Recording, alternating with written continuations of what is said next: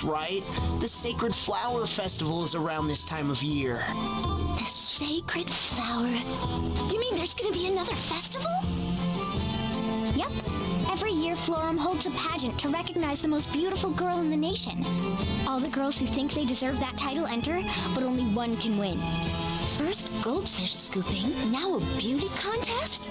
Life in Luxembourg is so exciting! Idiot, don't give Magnolia the wrong idea. The Sacred Flower Festival is a religious tradition.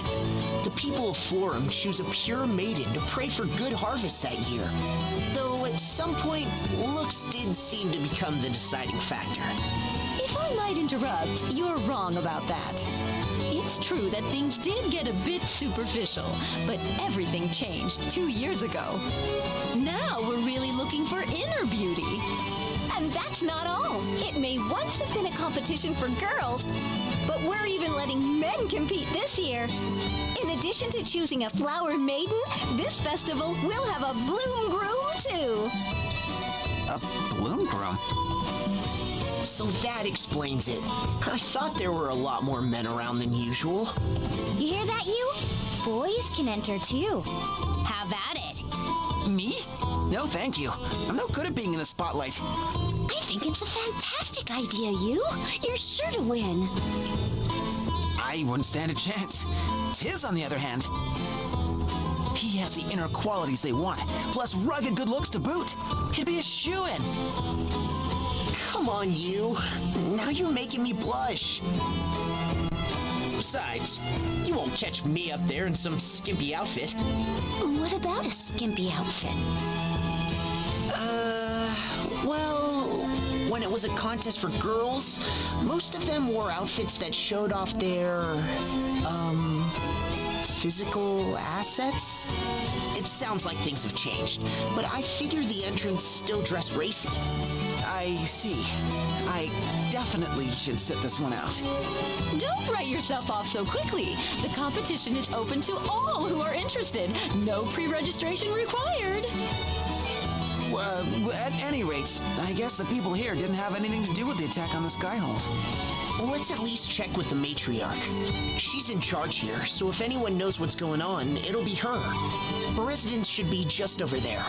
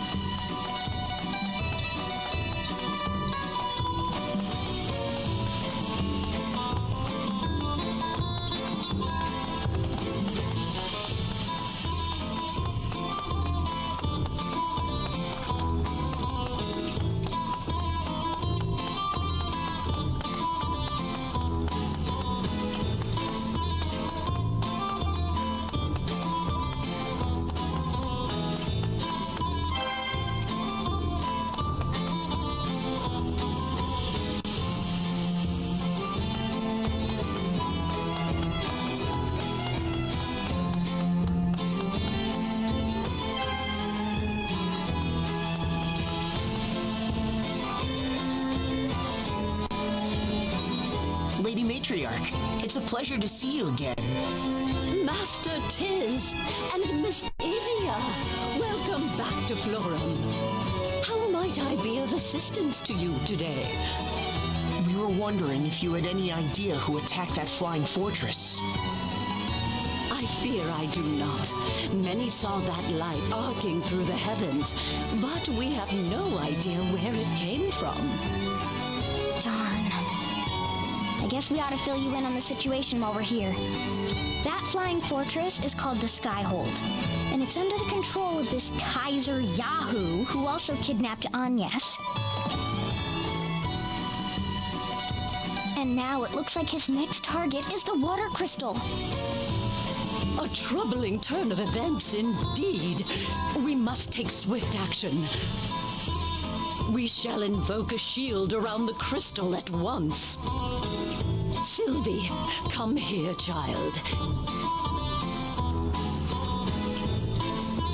This is our Vestaling, Sylvie.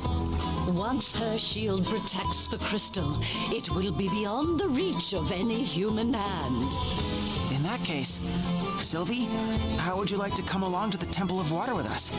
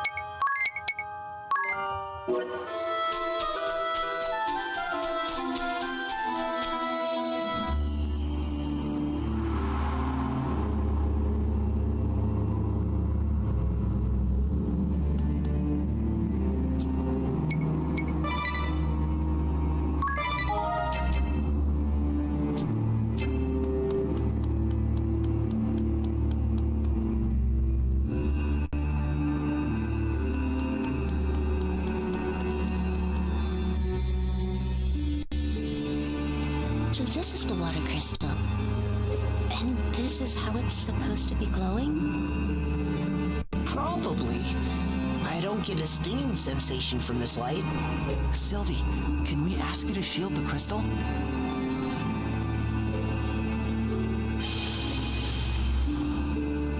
Whoa. Even I feel reinforced. Way to go. Now we can breathe easier. Thank you for helping us, Sylvie. Yeah, thanks, Sylvie.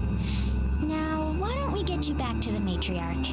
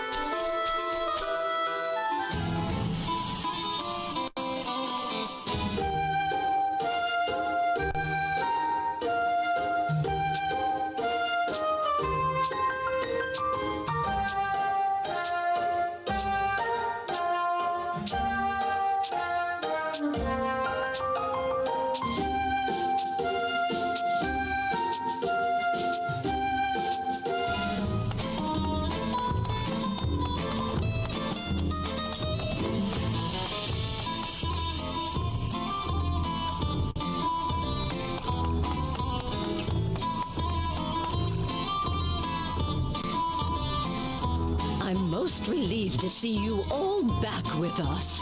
Oh! You must have been nervous. Thank you, Sylvie. You did very well. Sylvie was great. The water crystal is safe and sound thanks to her.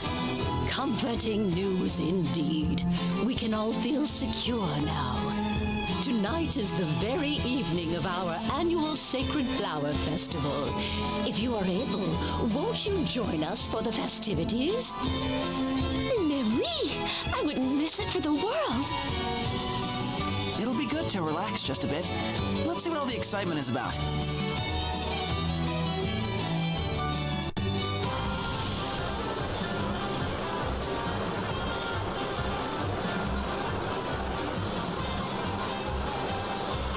Ladies and gentlemen, it's the moment you've all been waiting for. Let the 48th Sacred Flower Festival begin. And now, I'm proud to introduce the contenders for this year's Flower Maiden and Bloom Groom. Let's give them all a big round of applause.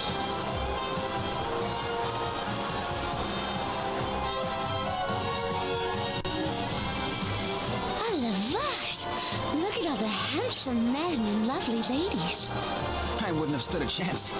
Even if it's all about inner beauty now, it doesn't change the fact that the contestants are all real lookers.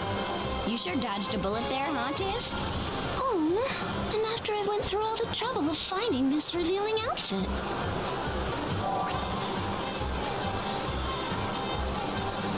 That outfit is exactly why I refused. Look, it's about to start. How does one compete for inner beauty anyway? I guess they'll each go up on stage and try to express their best qualities. Boasting about what a good person you are sounds kind of counterproductive.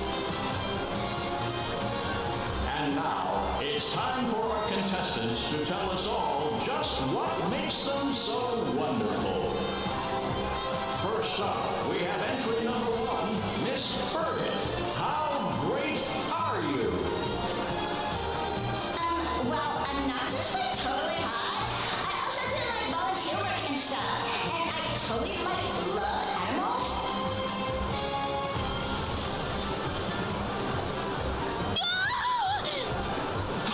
Did you just hear a scream?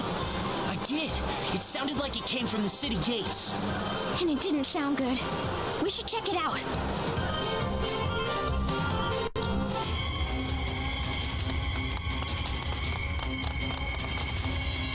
Spit it out, woman. Who attacked the Skyhold? I don't know! Confess, or suffer the consequences.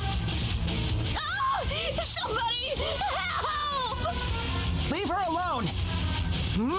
Wait, you're, It's Eugenie Olcha. In that case, kill them all!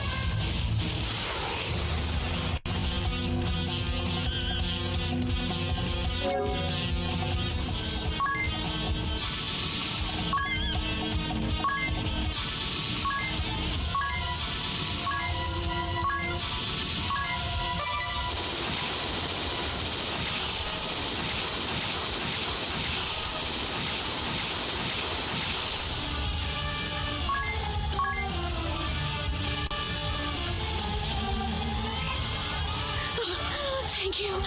Thank you so much. Don't worry. Just doing our job. But it looks like we're not done yet. Leave me alone! Help! Somebody help! Blast it! They're all over the city! This could get ugly real quick. We gotta alert everyone. I'll head to the stage. You guys hold things together here. Roger that. We'll meet up when we're done here. Idiot, be careful!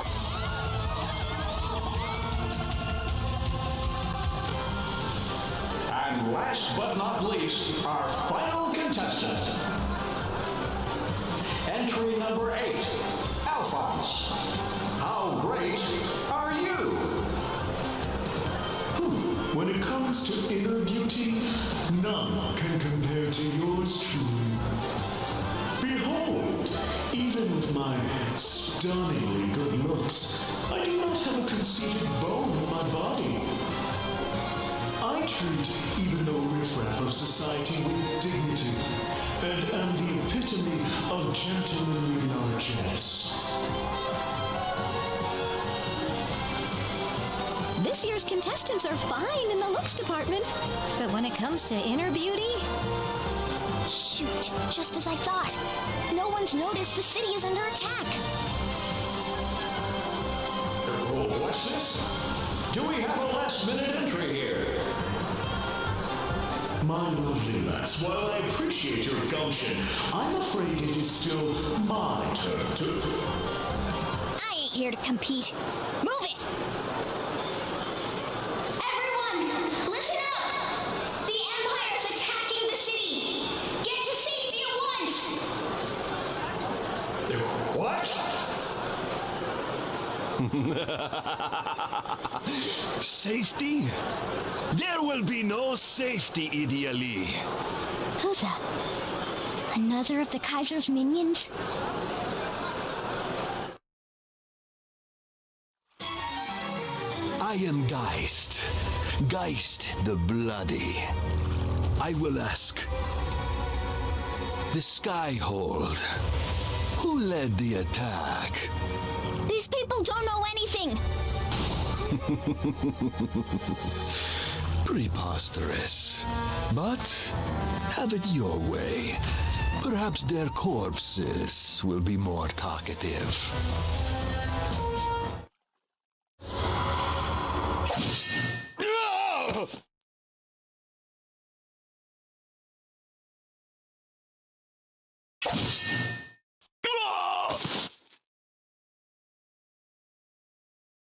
You monster! Oh, did I kill them? Do forgive me. Undo.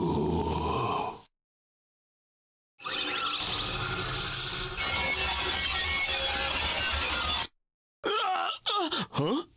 Wasn't I just cut down to size? My wound, it's gone. Behold my power. The power to make anything that happens unhappen. So you saved us? Saved you? Oh, yes. I'll save you over and over, that I might be hurting you all the more. I cut you down and bring you back, and cut you down and bring you back over and over and over again. Your wounds may disappear, but the horror and pain will remain. If you talk, perhaps, I will show you mercy. We do hope that someone here knows who attacked us. For if not, I will make it as if every last one of you never happened. No, please. I'm too handsome to die. I think not. Block all the roads. No one leaves the city until we have answers. Yes, sir.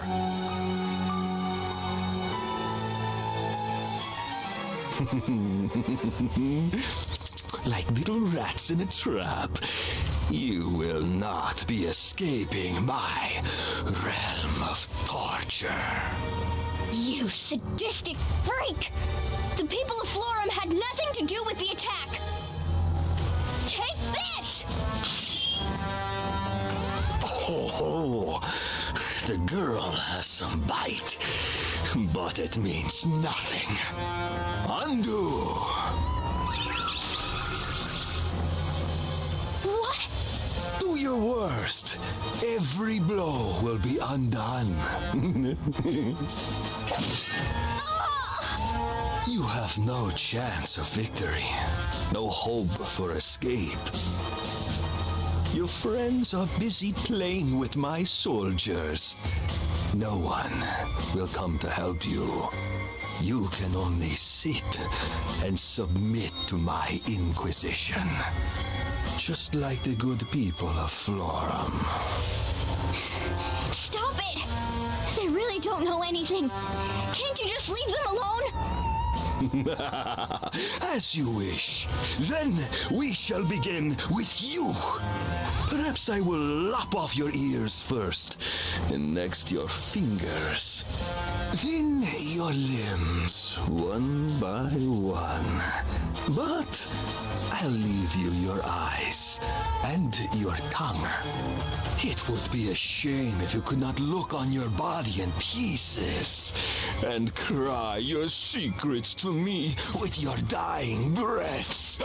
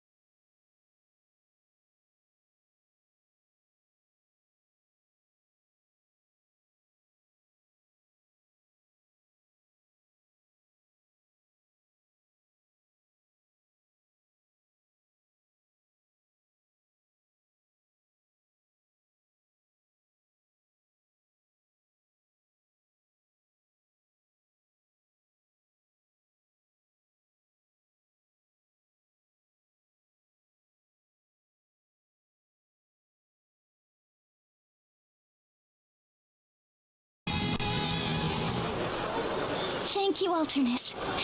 You saved me again. And that is all that matters to me, Idia. I would come running from the farthest corner of Luxembourg if only you called my name. Alternus. Whoa! What a power couple! The girl who risked her own life to save our city, and the dashing knight who came to her rescue. Why, they're our saviors! Who better to be our flower maiden and bloom groom? No doubt about the inner beauty of these two selfless souls. What? Wait, you got it all wrong. A power couple, they say? Without further ado, let us resume the festivities. Our final contenders are these two last-minute entrants, Idia and Alderness. Let's hear some noise from all of you who think they deserve to be this year's Flower Maiden and Bloom Groom.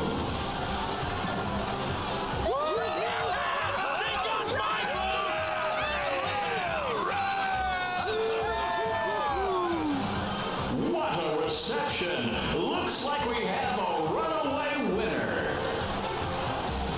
Ladies and gentlemen, I give you your Flower Maiden and Bloom Groom, Idia and Alderness. Let's give them another round of applause. Wouldn't you all like to know a little more about our new winners? I know I would. Tell us, how does it feel to be voted the finest couple in Floral? Not too bad.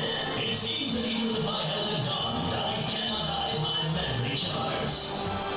What the? Cool your jets there, Buckethead.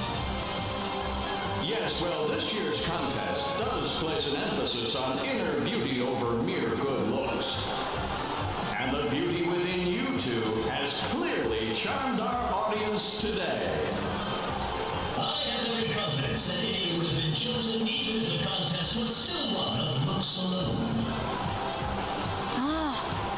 minute, Alternus. Whoa, what's going on here?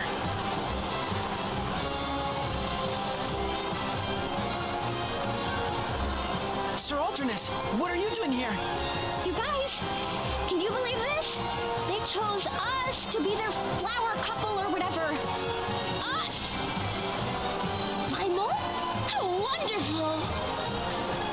Oh, might you be friends of a flower maiden and her bloom groom? We'd love to hear your impressions as well. I'm not quite sure what's going on, but good job, idiot. Yeah, way to go, you two. Incroyable! Félicitations! Sit on a Crayola? The fellow she stashed one? I don't quite follow. No, mademoiselle. You're just magnifique. Truly a couple for the ages. Oh, elle a bien dit incroyable. Who is this girl? And why does she speak our tongue?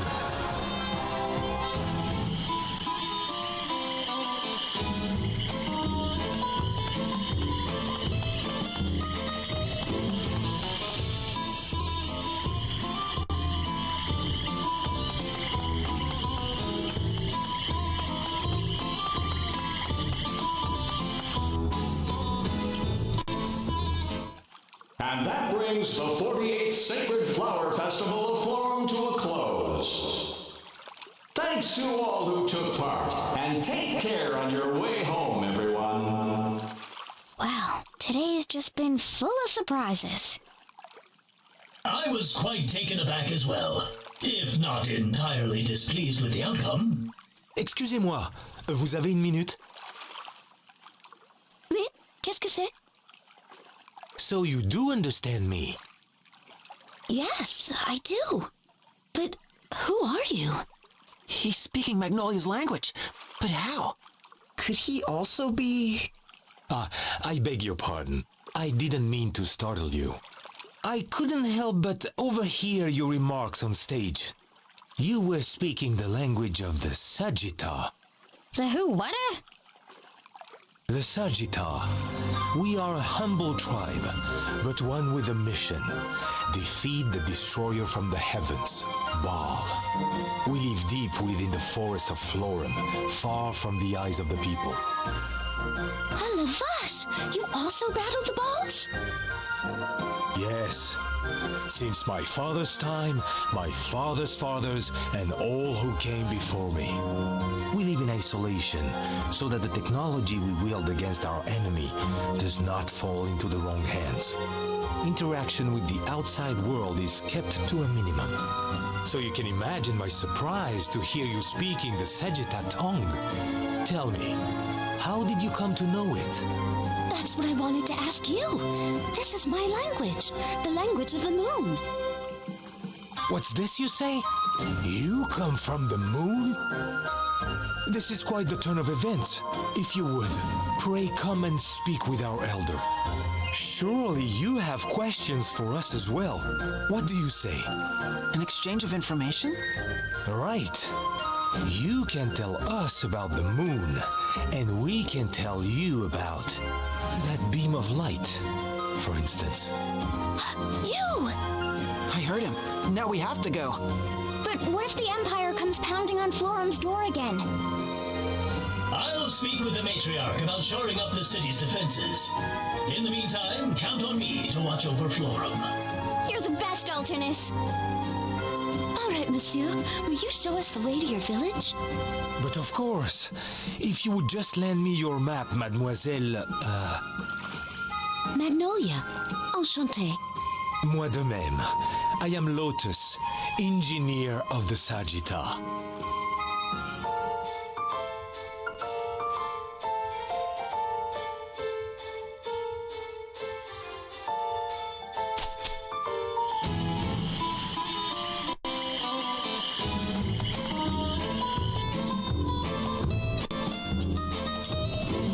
Me, what an outrage! Can I not even eat dessert in peace? I I thought 4 servings of cake was enough, ma'am. Now, if you please. Of course, I'm just so busy with everyone pulling me in every direction. I'm starting to get motion sickness. Well then, what's on the agenda for today?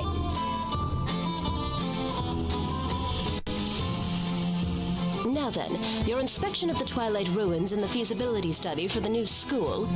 Oh, no! An inspection and that blasted study? There would need to be 2 of me to do it all. They worked me to the bone, I say. To the bone! It's exploitation, that's what it is. They think they're going to dump all this work on me? Alone? I think not. You there! I hereby name you Florum's interim superintendent of education, effective immediately. Hetty, do see that all the necessary paperwork is filed. Yes, ma'am. Super and what? Sorry, I'm not sure. Now that that's taken care of, since I am so passionate about Luxembourg's cultural heritage, I will go to the ruins. While you survey people about the new school, your stocky little legs look well suited to tromping about the town, at least. Chop chop! Hold on, lady. I don't know you from a bowl of gravy, but... Shush! Zip those lips and move those hooves. Oh, don't worry, dear. Everyone is nervous their first time. Take heart. I believe in you. We'll be taking our leave then. I'll be waiting for your report. Yes, ma'am. My word, what a powerful figure. She's like a force of nature. Just wait a minute. I still don't even know who any of you people are. The esteemed personage you just met is Miss Ursula U. Duet, Chancellor of Education from Al Campus. I am Hetty Steady, one of her administrative assistants. A pleasure to meet you. And what is this job she just dumped on me? Chancellor Duet has delegated to you the vital task of overseeing all matters of education here in Florum. It's an honor, Superintendent Lee. Hello, Vash! Moving up in the world, aren't we now? I had no idea you were so passionate about education, Idia. Laugh all you want, guys. Let's just get this over with. What am I supposed to survey or whatever? The Al Campus Ministry of Education is planning to open a new academy right here in Florum.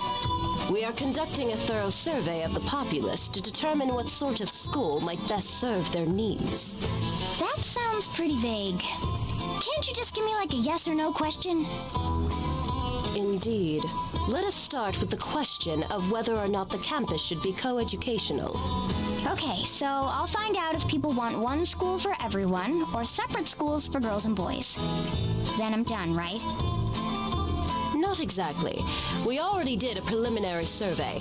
The results being 10 in support of a coeducational system, 10 in support of single-sex education, and 40 with no particular preference. If you already did the survey, then what do you need me for? Okay. So what should I do? Find out more about the co-ed supporters and naysayers? That would be a suitable place to start. The leaders of each faction are both teachers here in town. We would appreciate it if you could listen to their arguments and render a decision. Will you speak with them? I don't see what choice I've got. Lead the way. I'd be delighted to, if you would just follow me to the city's upper level. That is where we will find the leader of the anti-co-ed faction, one Ms. Rhea Veeling.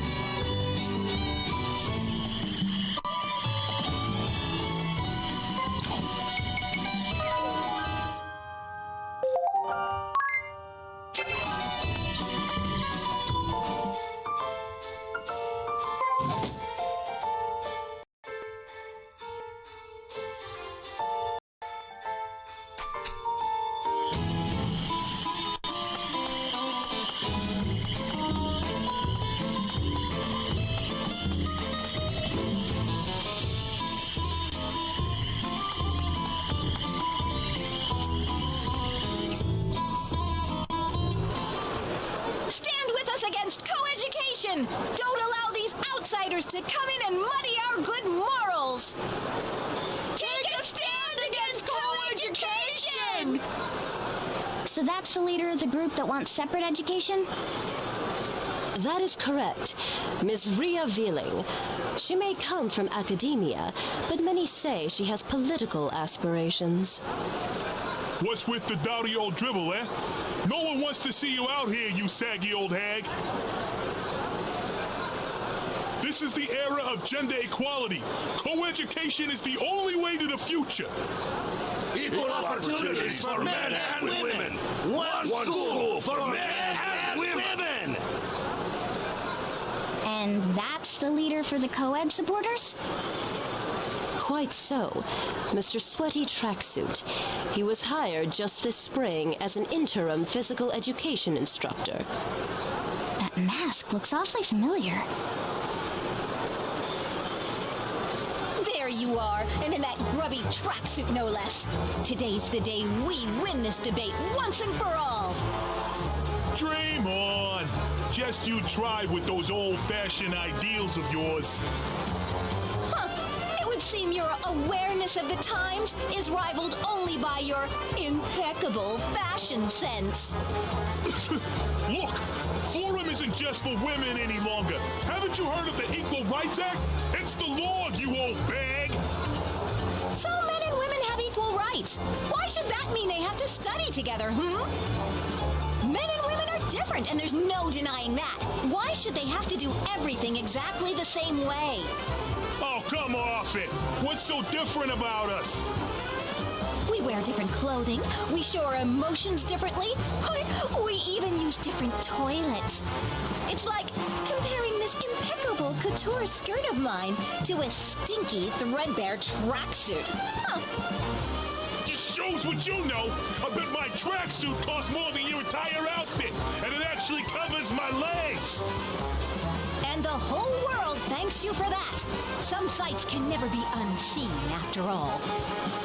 Anyhow, there is simply no reason why girls and boys should have to study together. Why, even if we were to adopt your proposal, the female-to-male ratio would be nearly 70-1. So why don't we just set up a boys' school in some big, stinky swamp somewhere? I dare say you'd be right at home. Why, you nasty old... You expect boys to enjoy that kind of school life? Where's the passion? The romance? Passion? Romance? A school is a place for education, for study. Ha! Shows what you know. Romance might be the single most important part of a student's life. Young boys and girls sitting across from each other in the classroom, stealing glances. That's all a part of education. The bittersweet taste of first love is what being young is all about. Not that an old maid like you would know anything about that. Oh! Who are you calling an old maid? I think I've heard enough. I'd better stop this before they sink any lower with their insults.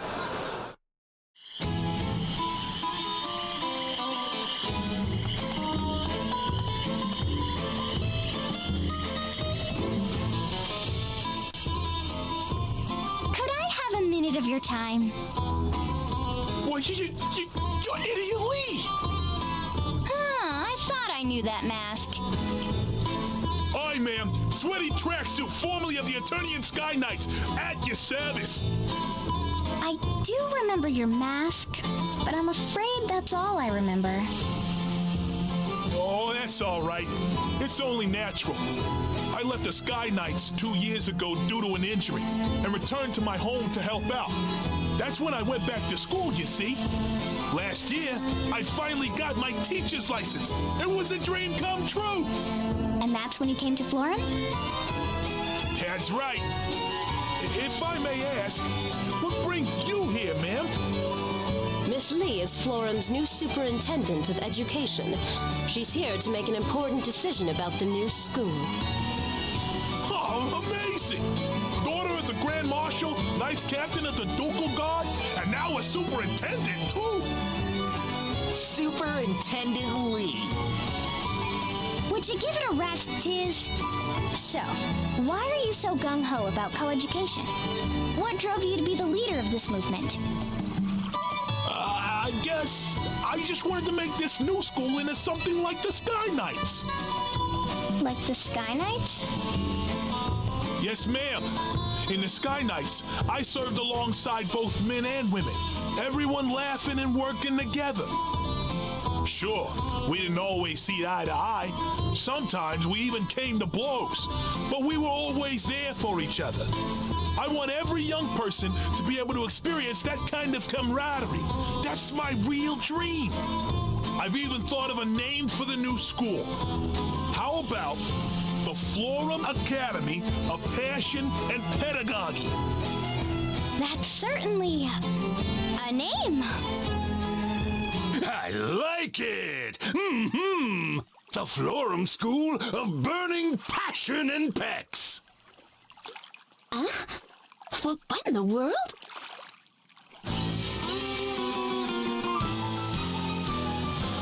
Greetings, little friend. It's been far too long, I'd say. What was your name again? Tracksuit, sir. Sweaty tracksuit. I was under your direct command, sir. Oh, ho, ho! And if it ain't Idia, how you been, girlie? Great! Thanks, Barris.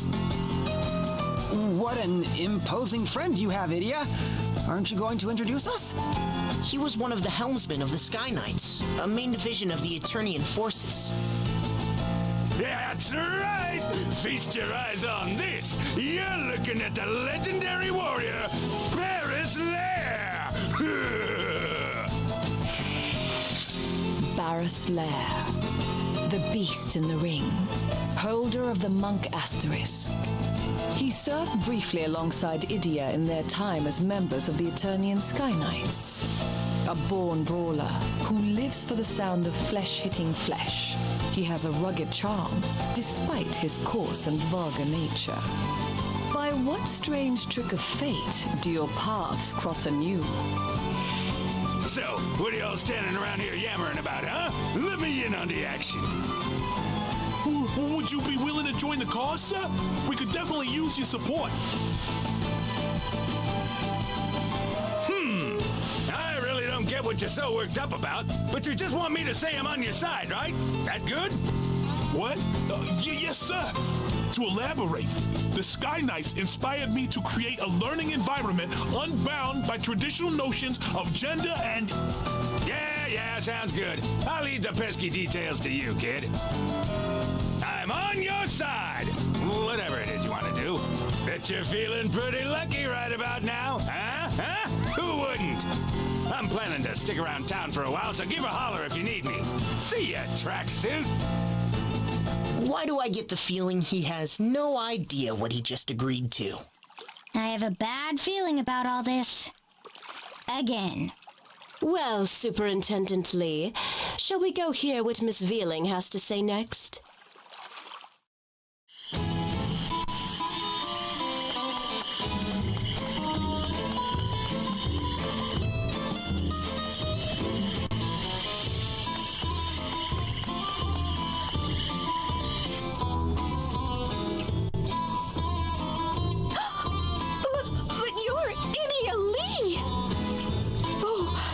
I'd gone to such lengths to hide my past in the Duchy's armed forces. Fine, I'll confess. You forced it out of me. I know you've come all this way to track me down. No, that's really not. 3 years ago, I came with the Blood Rose Legion to corrupt this nation and its people. True, I was only following orders, but still, I knew I had to do something to atone for my crimes, and so I dedicated myself to education. Yes, with this. Education for the educationally challenged. Get your teaching license in just 30 days with our patented method. I studied until I sweat blood, and finally, I became a teacher in this country. Florum is a heavenly nation indeed, full of natural beauty and I'm blessed with a sensitive and gentle-hearted citizenry. I want to preserve its beauty and harmony for generations to come. That is why I teach the girls here as I do. Such noble resolve. Yes, it has touched me to my core. Oh, Einherja? Einherja Venus, unrelenting warrior and holder of the Valkyrie asterisk, eldest of the Venus sisters, and part of the Bloodrose Legion with whom Idia and her friends did battle. Having studied the sword under the same master, she is more than a match for Idia in strength of both body and will. By what strange trick of fate do your paths cross anew?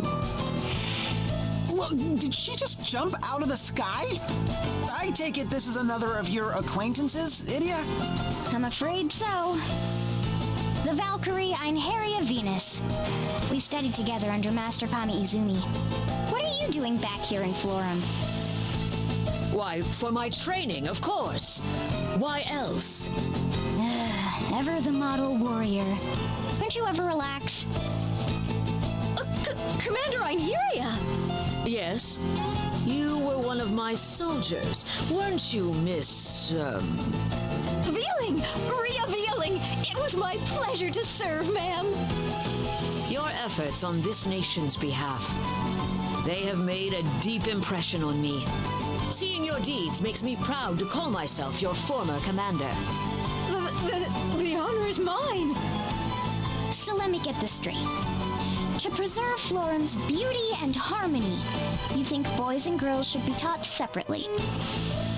Precisely. I would not deny men equal rights. But why should boys and girls have to learn together? Miss Lee here is the acting superintendent of education.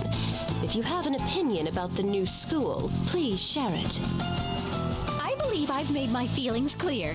Oh, but I have thought of a possible name for the school. What would you think of this? St. Floria's Academy for Girls? Yeah, that'll make boys feel real welcome. A fine name. Elegant and dignified. I wish I'd thought of it myself. We must do whatever we can to see that your ideas are heard. The future of this nation's educational system is at stake. Yes, ma'am. It looks like we'll be seeing a lot of each other from now on, Idia. It's good to have you on our side. Till we meet again, comrades. No, wait! Now then, Miss Lee, you have heard both sides' opinions. What is your decision? If it's okay, I'd like to make my report directly to the Chancellor. Certainly, Miss Lee.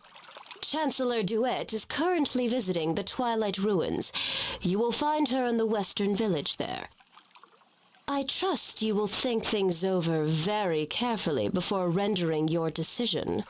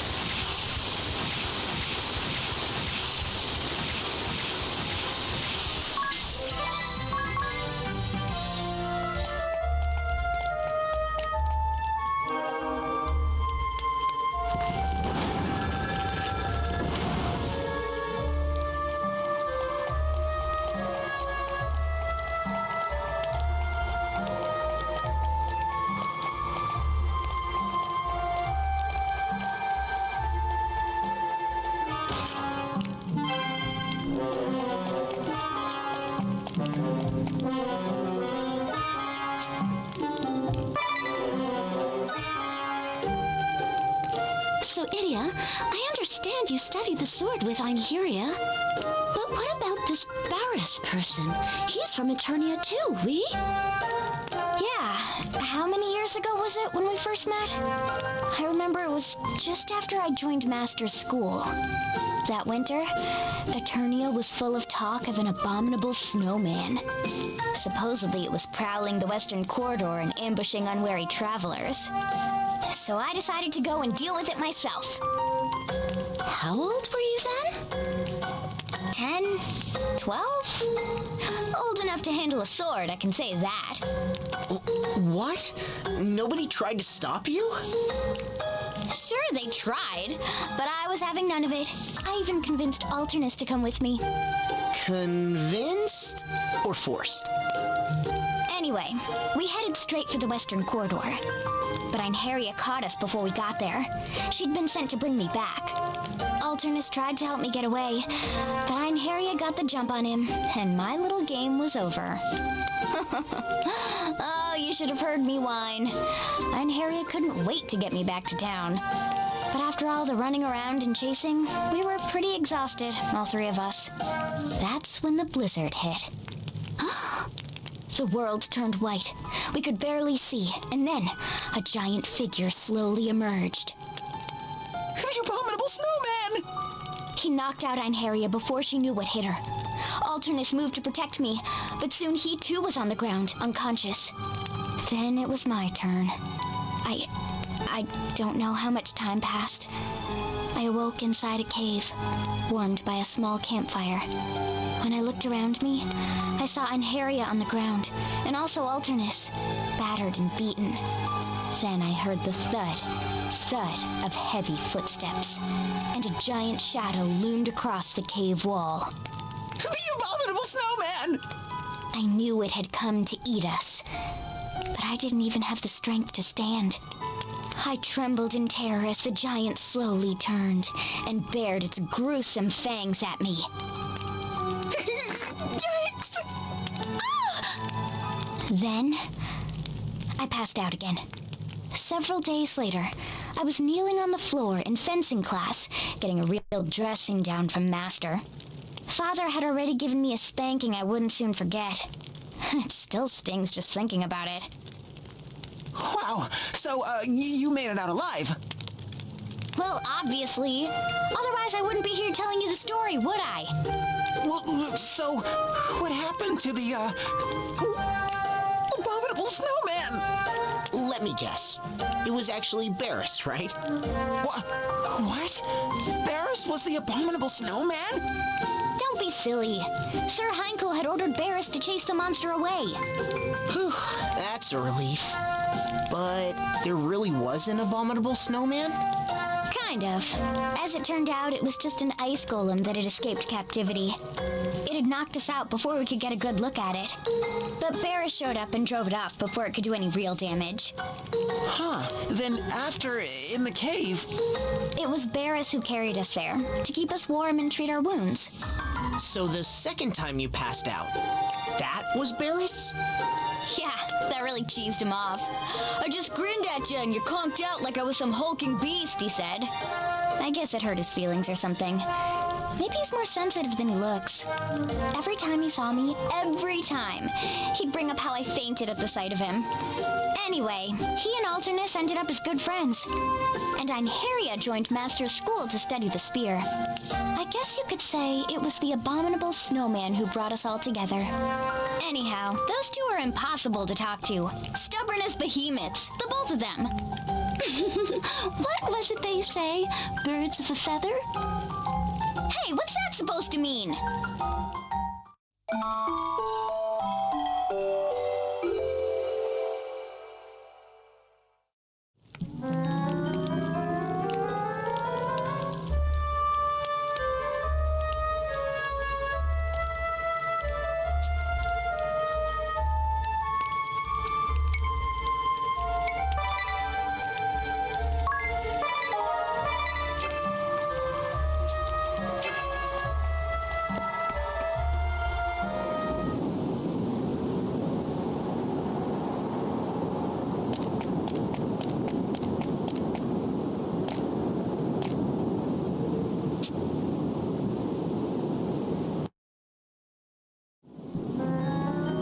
Magnificent! Absolutely astounding! Oh, and so well preserved! Yes, I can see no reason not to register these ruins as Luxembourg's 3,867th Cultural Heritage Site! Just as you say, ma'am, you've been so enthusiastic in your duties, nominating every ruin of any possible cultural significance. Why, you've registered so many sites that not being registered has also become a mark of prestige and culture. Yes, I'd say that this would be a perfect 3,867th Cultural Heritage Site. Nice and tidy and compact and boring. Yes, I know it all already. No need to preach to the choir, darling. Let's sit those lips. Excuse me? Hello, and who might you be, little girl? That is Miss Idia Lee, ma'am. The young lady that you recently named Superintendent of Education in Florum. Oh, of course! Yes. I had not forgotten, dear. I simply didn't recognize her face at first. And what is the superintendent here for, Oh, wait, I remember. Yes, that's it. She was to investigate whether the new academy in Florum should be co-educational or not. Precisely, ma'am. Yes, of course. I am so on top of things, it's frightening. Now, let us hear your opinion, Superintendent. Shall we separate boys and girls in the new school or not? Let's have it out of you. No dawdling. Well, you see, Enough waffling! Are you trying to vex me, you vexing vixen? Can't you make a simple decision? Hang in there, Idia. Take as much time as you need, Idia. After all, your choice is probably going to drag us into a battle against the losing faction. You think so too? That's what I've been dreading.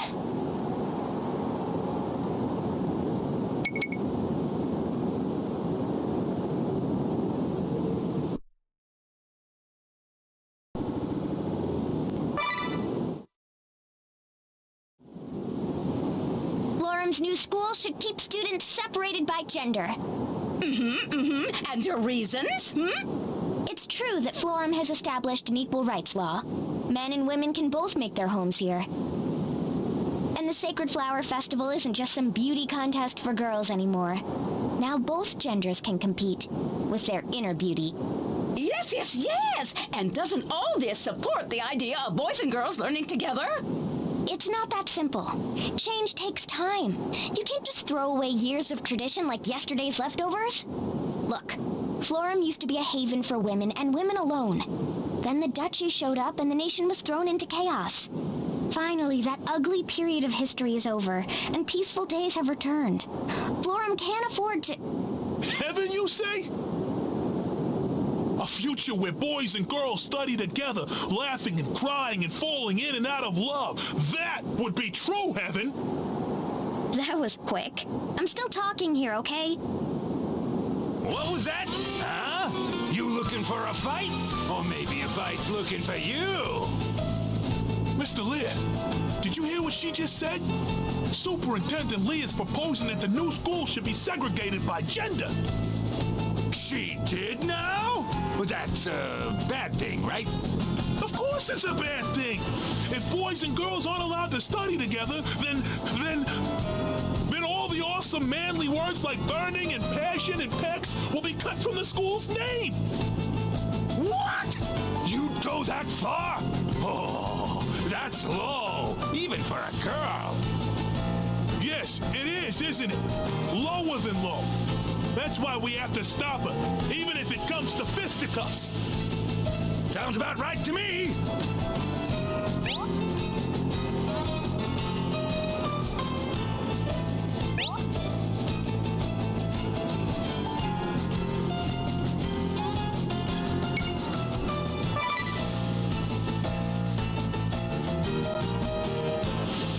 All right then, but I'm putting my money on these muscles right here.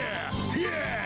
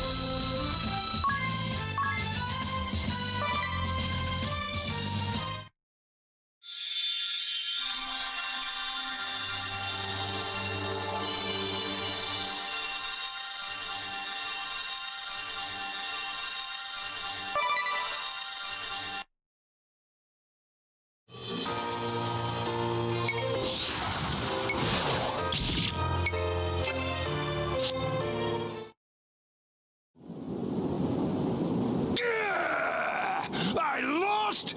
Impossible! Best 2 out of 3, huh? Forget about it. Oh, come on! Why you gotta be so cruel, Lydia? Yes, yes, yes. Very cruel, very cold, and very commonplace. That she is. Yes, yes. Fine then. We're out of here. Come on, Betty. How many times do I have to tell you? It's sweaty. Sweaty tracksuit. See you around, Lydia.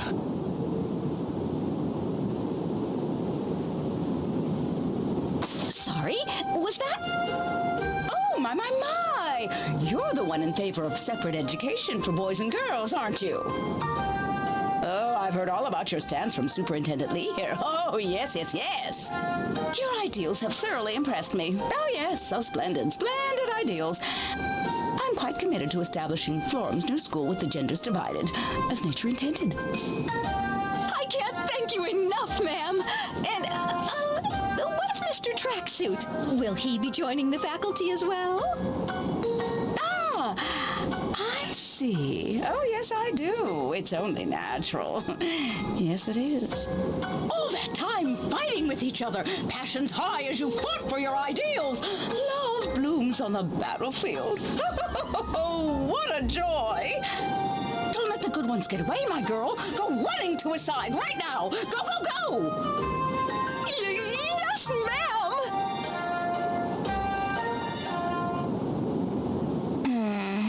Do you think I chose...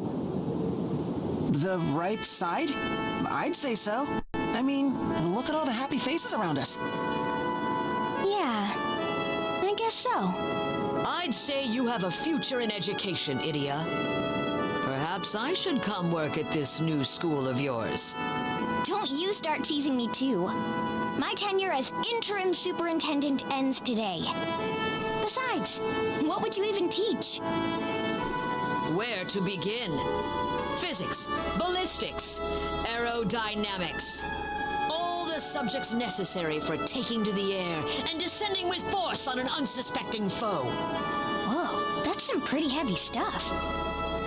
And you expected any less of me? I expected something different. I have a message here for Miss Anheria Venus. A message? From whom? Yeah, it doesn't matter. Let's just hear it. Yes, she says it doesn't matter. So let's hear it, Prima, out loud, if you would. Yes, ma'am. Allow me. Dear Anheria, I hope this letter finds you well. I must say your request has moved me. I would be delighted to have you as a student. I will instruct you in the womanly arts of flower arranging, tea ceremony, cooking, and of course how to manage a household of your own. Huh? That's quite enough. Consider the message delivered. No need to read any further. Worry not. I promise that with time, we will make you into the kind of woman that any man would be proud to marry. Yours truly, the matriarch of Florum. Wait, when you said you were here for your training... Yes, indeed. It takes true training to be the perfect bride. You mustn't neglect your feminine side. Oh, don't you worry about a thing, dear. I believe in you. Yes. Even you can find a husband someday.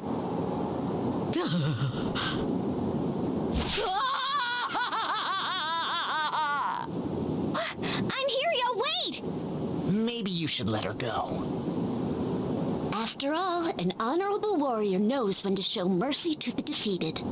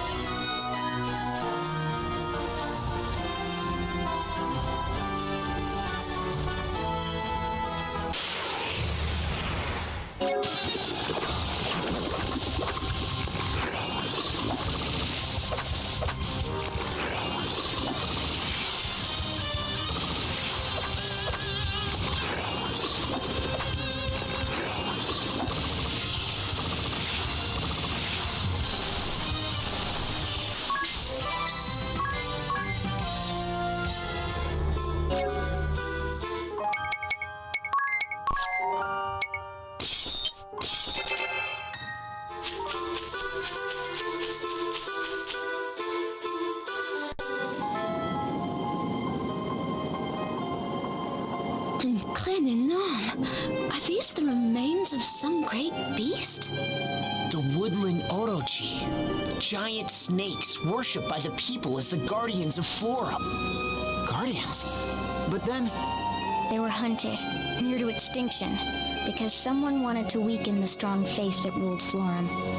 As a result, the forest here began to wither, as did Florum's virtue. This is the way to your village? It is. Try not to wander. It's easy to lose your way.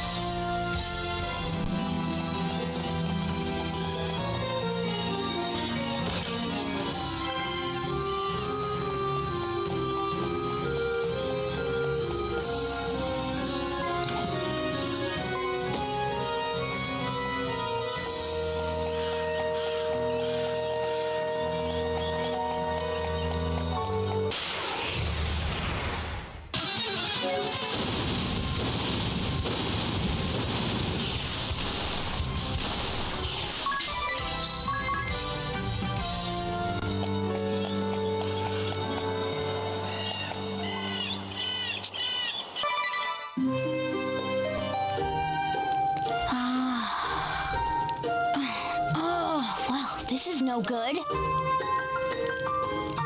What's the matter, idiot? Everyone's asleep except you. I wish I was, but I can't. You shouldn't have drunk so much tea before bedtime.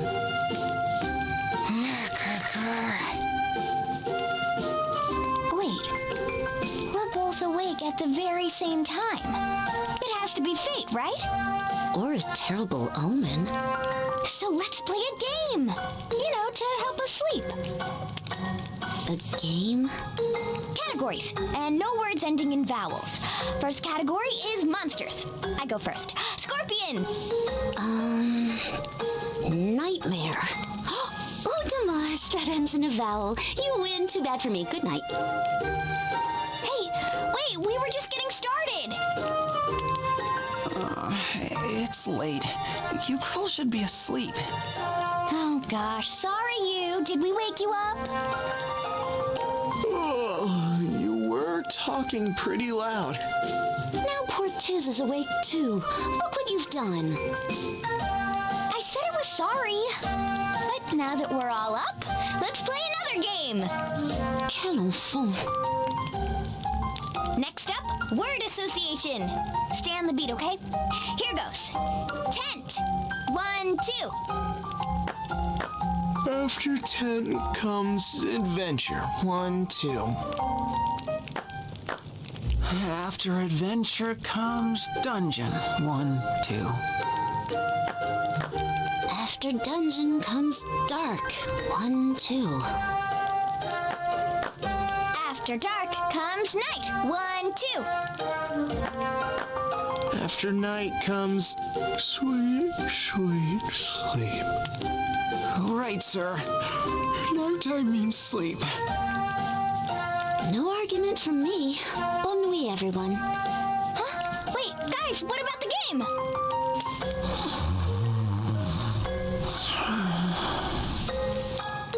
Oh, you guys are no fun.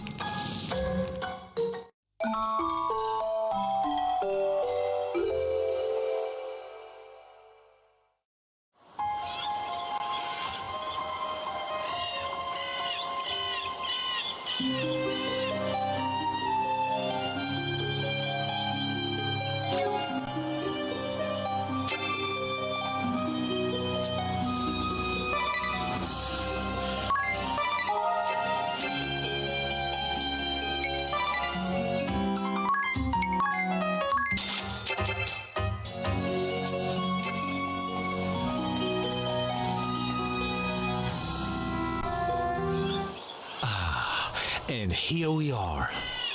It just looks like more forest to me. Is there really a village around here? Why don't you watch and see? Sésame, ouvre-toi. Wow, the path just... That's amazing! How does it work? Come on, tell me. I'm afraid that's strictly confidential. Too bad for you, I already memorized it. Shazam! Uber tall! No, that's not it.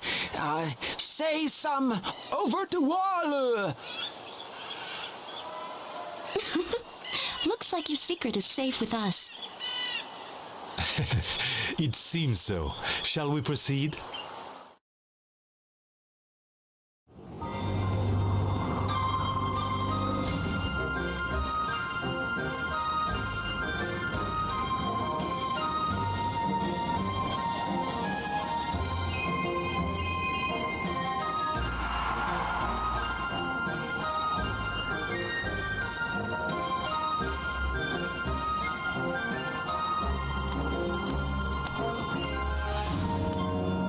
Village.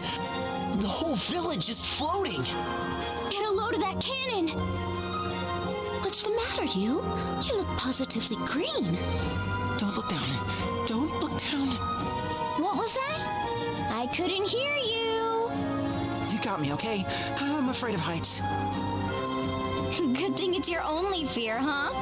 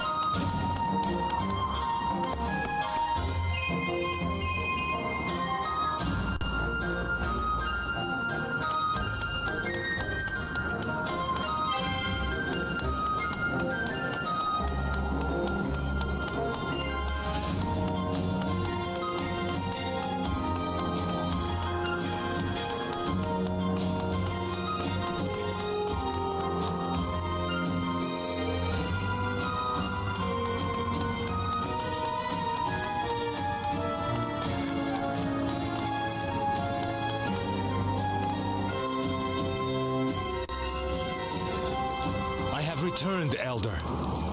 And I've brought some fascinating guests.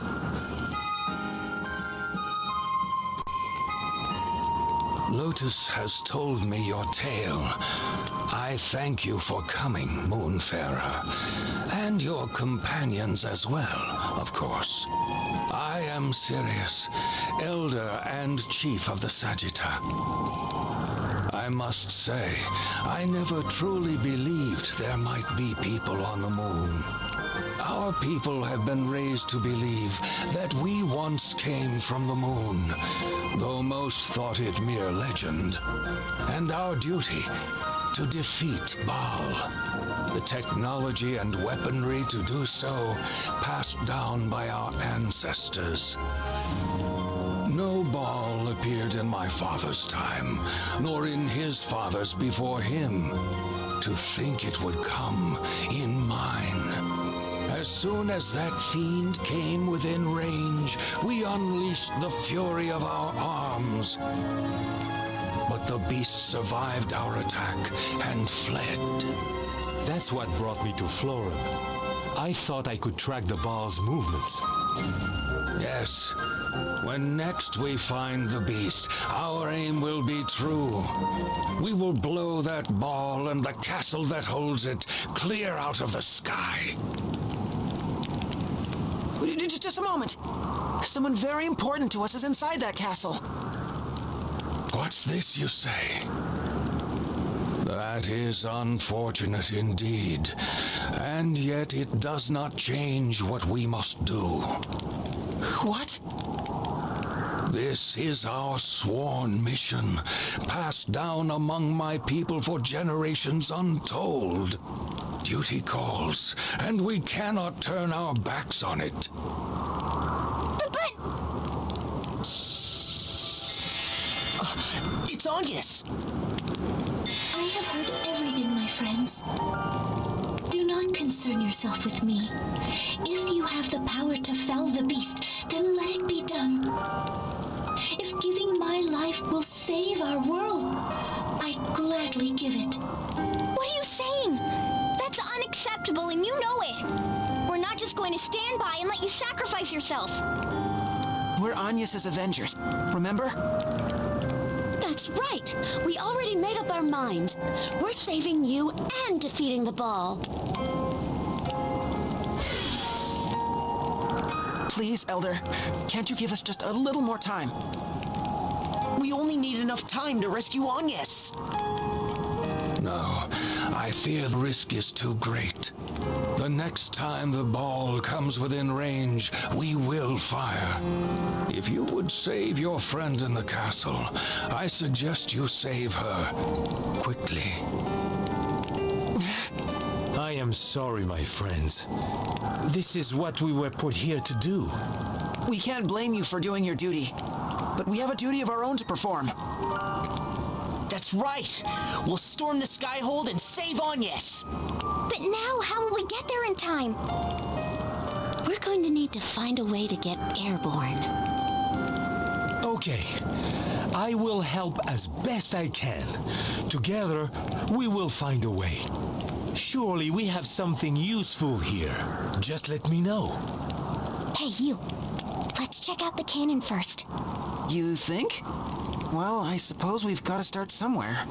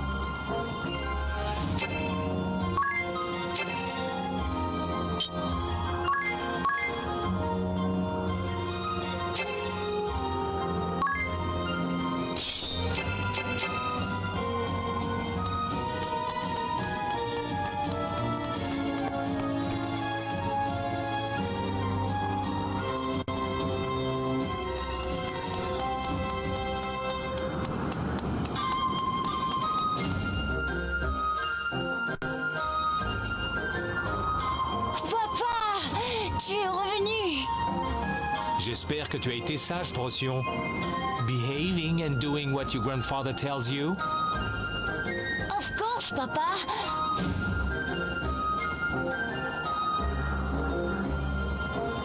C'est qui ces gens? Ils ont des habits rigolos. These are our guests, Procyon. Don't be rude. Your son? Yes, my only boy. He's quite a handful. Don't ask me where he gets it from. That's good. Means he's healthy. Sure, as long as he doesn't break his neck first. I didn't figure you for the overprotective type. My wife, may she rest in peace, was the elder's only child. The future of our people depends on him. I'm sorry. I didn't mean to... No, it's fine. Times heal the wounds. Papa, pourquoi il a une coiffure bizarre, le monsieur? Je t'ai dit de ne pas être si grossier. Ça doit être à la mode chez eux. Oh, ce n'est pas du tout le cas, vous savez. Oh, she speaks our language. I most certainly do, despite my strange looks. Sorry about that. Now you see why I told you to be polite, huh? It's all right. Even I think my hair looks funny, but I can't get it to do anything else. Tiz, you could understand us? I could kind of guess somehow. What a riot you bunch are. So, Mr. Lotus, about this cannon.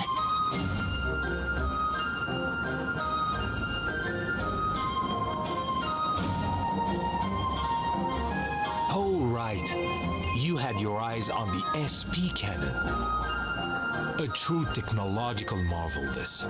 It converts the energy we call SP into a burning ray of immense power. Of the many weapons passed down among the Sagitta, it is by far the most potent. Huh. So that explains the beam and those enormous SP readings. Still, it's huge. We had nothing of this scale on the moon. Did you build it here? Oh no, it was not us. It has always been here, since the days of legend. Our people have lived in its shadow for centuries, that the day might come when we use it to shoot down the ball. SP cannon, huh? I've got it. How's about you shoot us out of this thing over to the skyhold? You'd be blasted en mille morceaux. Try to think of something that won't kill you. Oh, really? I thought it was a pretty good idea. While we think it over, come and take a look at this.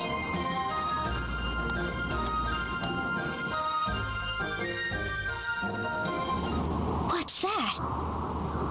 That there is our SP storage tank. See those beds down below? We collect SP for storage from the folks who sleep down there. You gather and store SP... Just a moment. What exactly is SP anyway? Good question. The truth is, even we don't entirely understand. But it's said that SP is energy produced by the flow of time.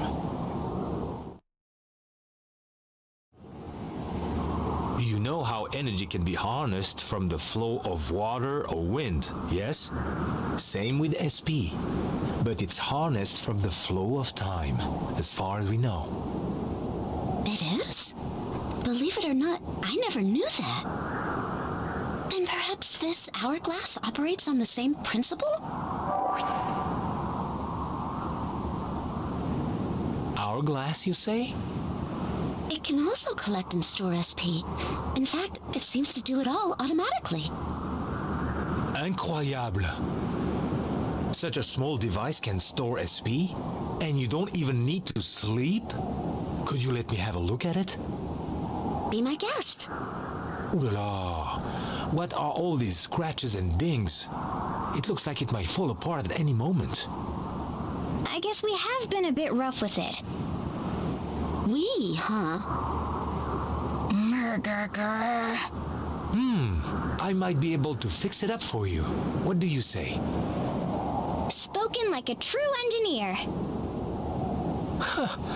It'll be just a quick welding job, and it would be my pleasure.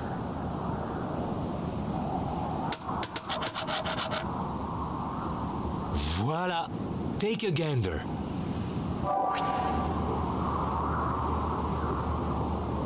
Oh, it's gold now. What else did you upgrade? Sorry, all I did was fix up the casing. It may not be exciting, but it's the best I can do with the knowledge we have. It's more than enough. Thank you, Lotus. I've got it. What if it were possible to use SP to fly? Please, Mr. Lotus, we need to know more about how SP works. Do you know where we can find the earliest records of the Sagitta? They just might have the answers we seek.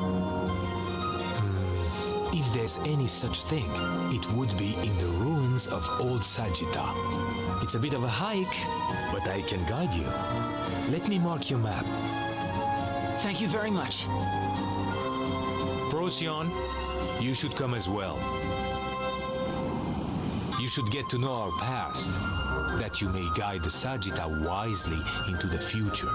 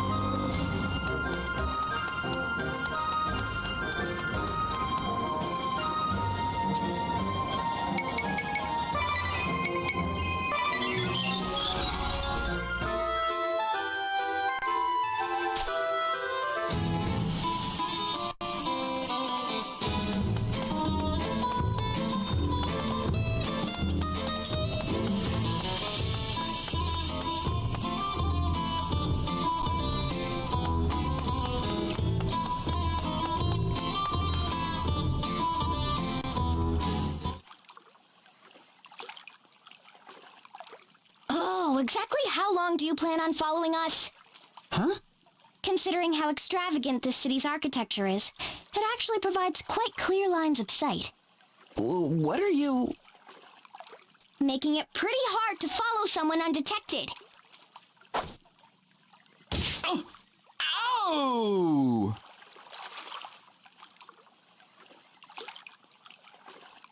I have no idea what you mean. Do you need something, stranger? Do I need something? How about not having you following on our heels all around the city? Following? Perish the thought. I've never seen you before in my life. Still playing innocent, huh? No. Forgive me. You are Idia Lee, yes? Huh? Is this man an acquaintance of yours? No. At least I don't think so. I definitely remember someone this annoying. Oh, I wouldn't expect you to remember me. This is our first meeting, after all. I am Rockefeller, famed across the realm as Peller the Third. Oh, yeah. Peller? Whoa, as in the world-famous bard? Harcapeller? You know this Peller person, you? He was an incredible musician who spent his whole life traveling the world, leaving pupils behind in every land to carry on his legacy. His life reads more like a legend than anything else. Why, they say he saved nations from fearsome fiends with only his music. That's right. We even sailed around the world to track down his legendary conductor's baton. In music, the most important thing is to have fun. Boy, that takes me back. Yes, that's right. A cappella was my grandfather, which makes me his grandson. Yeah, that's how it usually works. So what does the grandson of a world-famous bard want from me, of all people? Not anything I'd like my fans to overhear. Young though I may be, I'm quite well known. If you're trying to go undercover, you could start by talking like a normal... never mind. Just lead the way. Do, re, mi, fa, follow me.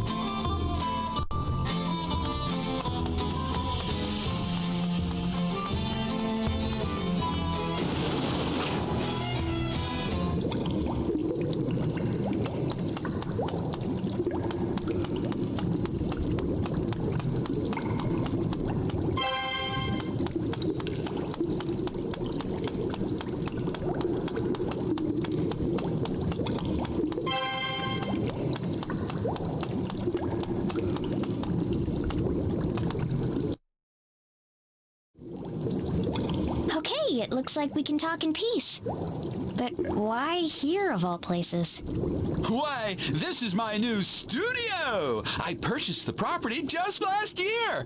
Is it not up to your satisfaction?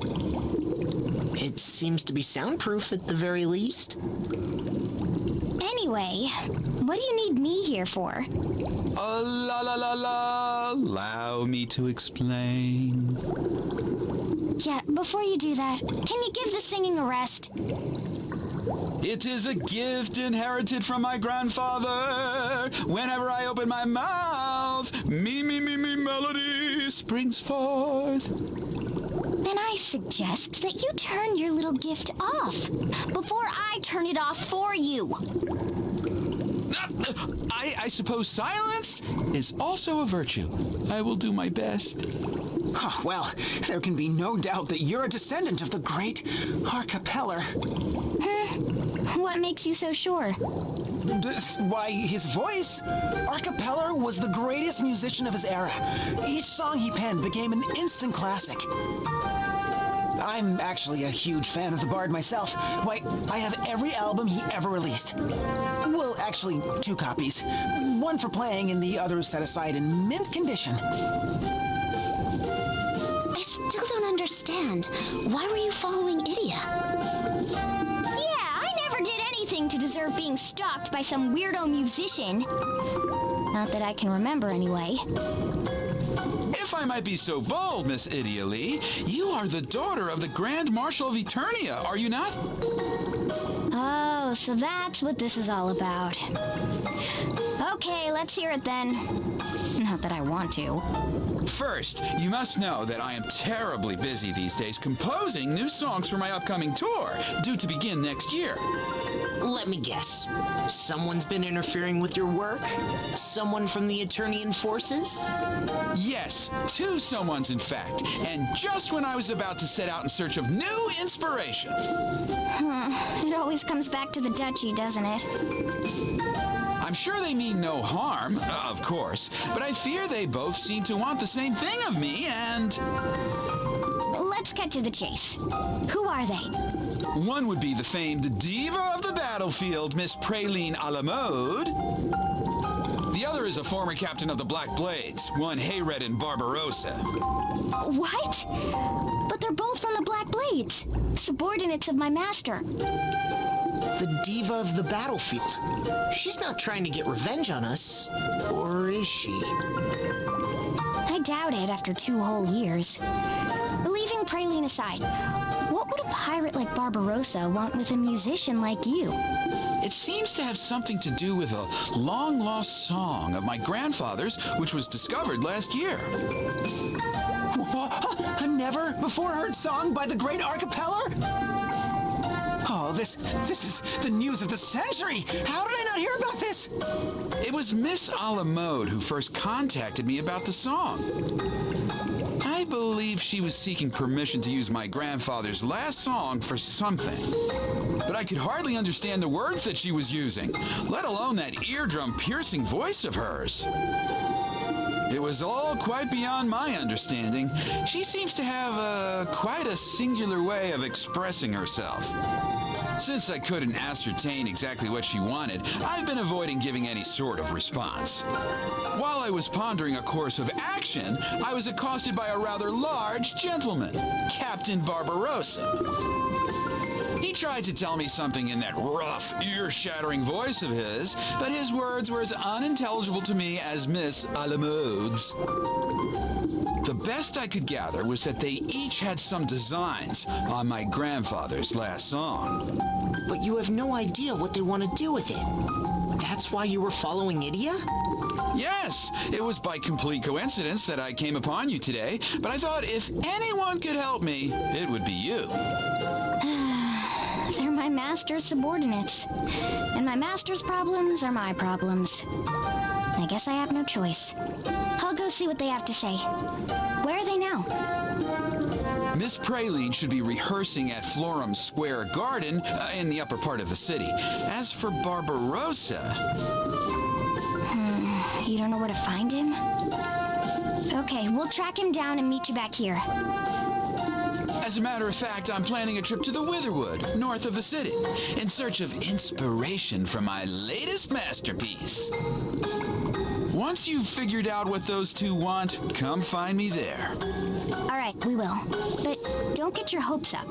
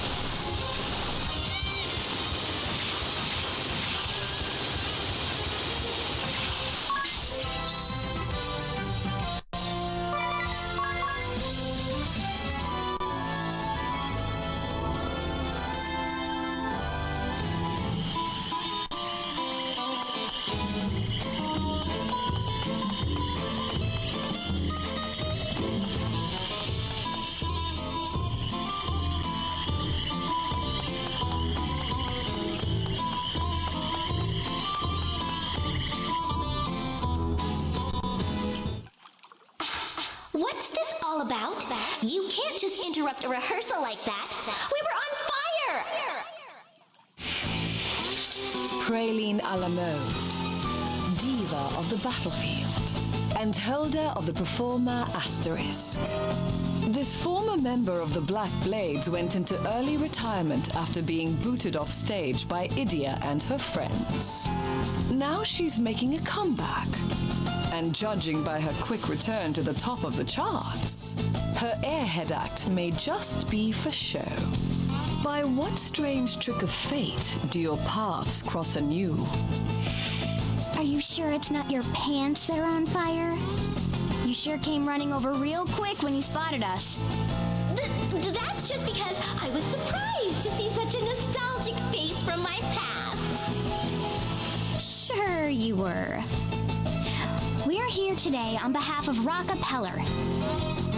You're not doing all this to get back at us for what happened at Eisen Bridge, are you? Oh, you're here about the grand ship! That must mean that Rockefeller finally agreed to let me use my arrangement! Yay! Fraley wins again! Your arrangement? What are you talking about?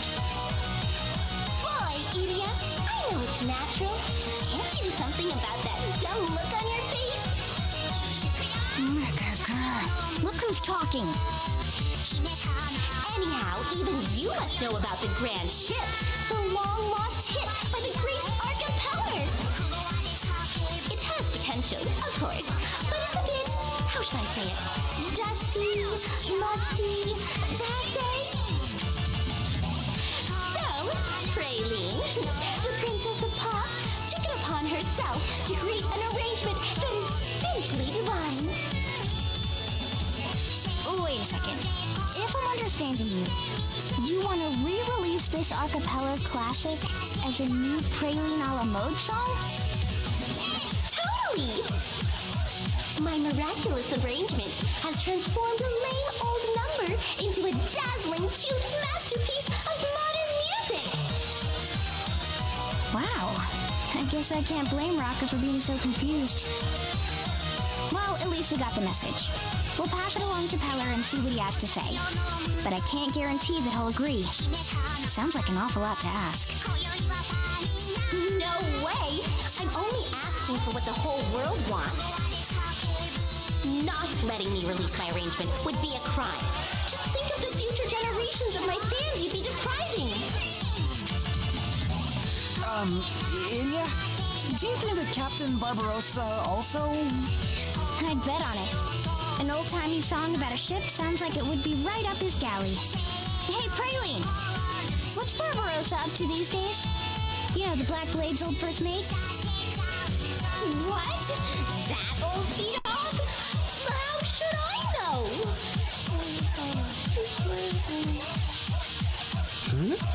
You know where he is, don't you? I haven't the foggiest.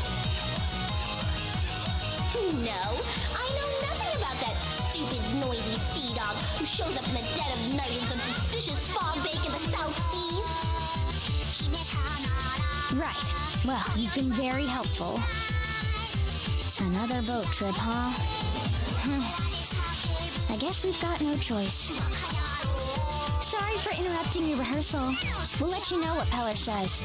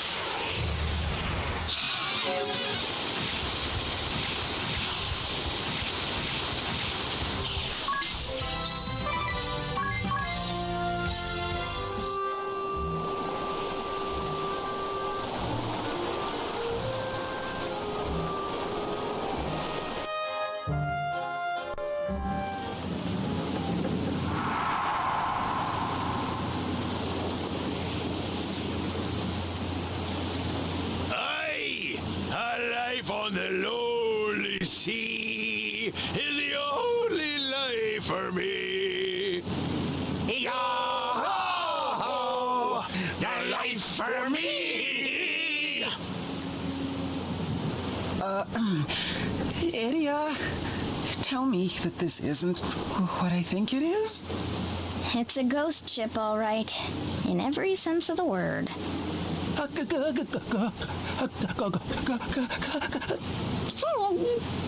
I know how you feel. Oh, watch your feet. The deck's rotting there. Now then, if I remember, the captain's up astern. Aye, there he be!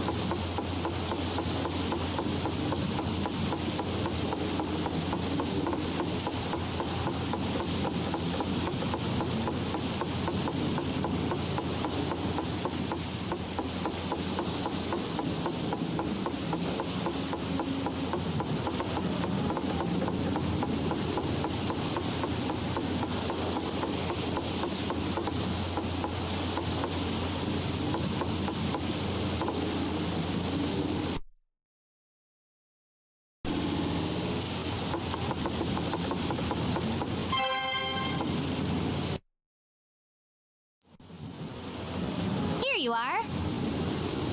Ho-ho! If it isn't the Sword Master's favorite pupil!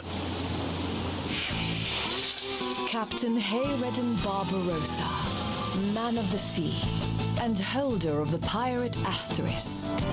As Lieutenant Commander of the Eternian Black Blades, Barbarossa once came to blows with Idia aboard his haunted ship. Ever seeking adventure and romance at sea, he sailed the realm's oceans on the SS Funky Francisca with his ghostly crew. By what strange trick of fate do your paths cross anew? Or should I say, the proud daughter of our illustrious Grand Marshal, eh? Welcome aboard, milady. How about you just call me Idia and turn the volume down a bit? I'm actually here to ask about that song you were just singing. Was that the Grand Ship? Aye, so you know the song.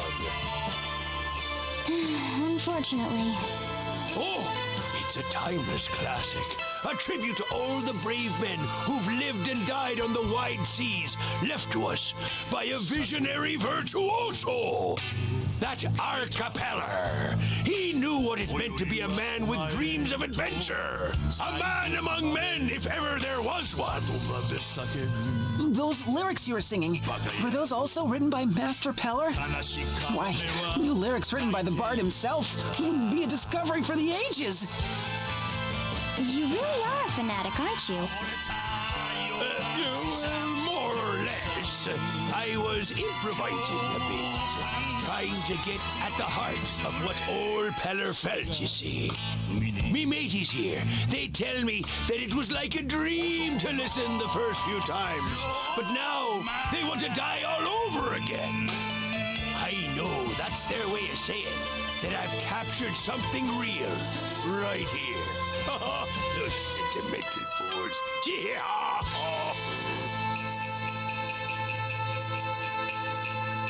Anyway, we're here on behalf of Rocka Peller. He's the grandson of the guy who composed that melody you're singing. He seems pretty troubled by you and Praline. Any idea why that might be? That scurvy diva. She just had to go stirring up trouble, eh? Scurvy diva? That's some way to talk about a former comrade in arms. I've got me mateys here.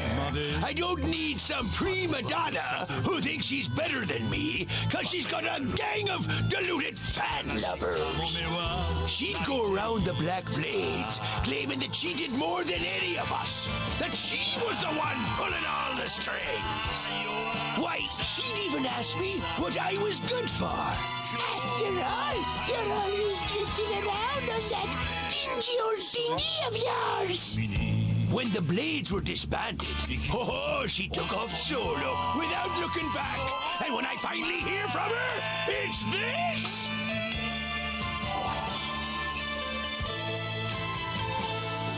A flyer for Praline's next concert. So, what's the problem? The diva of the battlefield, Praline a la mode, is set to cast a dazzling arise on the musical discovery of the century. What? I guess she means she'll breathe new life into it? It's one thing to set her sights on a classic like this and think she can just recycle it for her own gain. But that's not even the worst of it. Why, she means to take this timeless ode to the men of the sea and slap her silly, sappy lyrics all over it. She'd make a mockery of a man's dreams, turn a soul-stirring sea shanty into some sugar-spun confection of conceit. Why, I was so blinded with rage that I sailed straight to that other lad to demand that he take action. That's it. And you are probably roaring and shouting up a storm the same as you're doing now.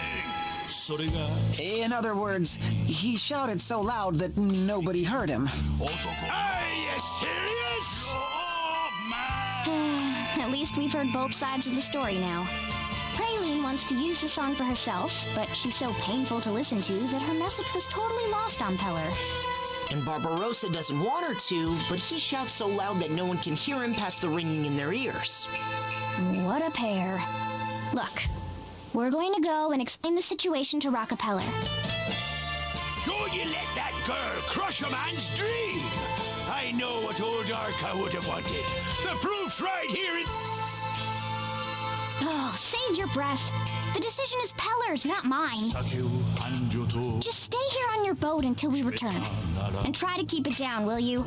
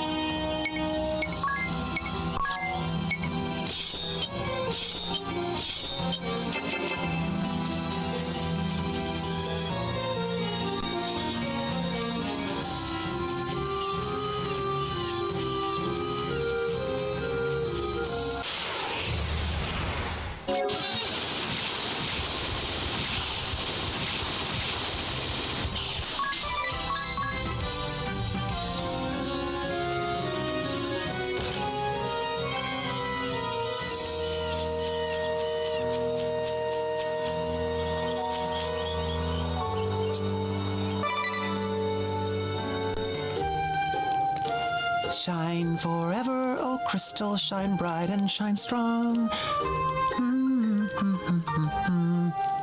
You're in a good mood, you. What's that song you're singing?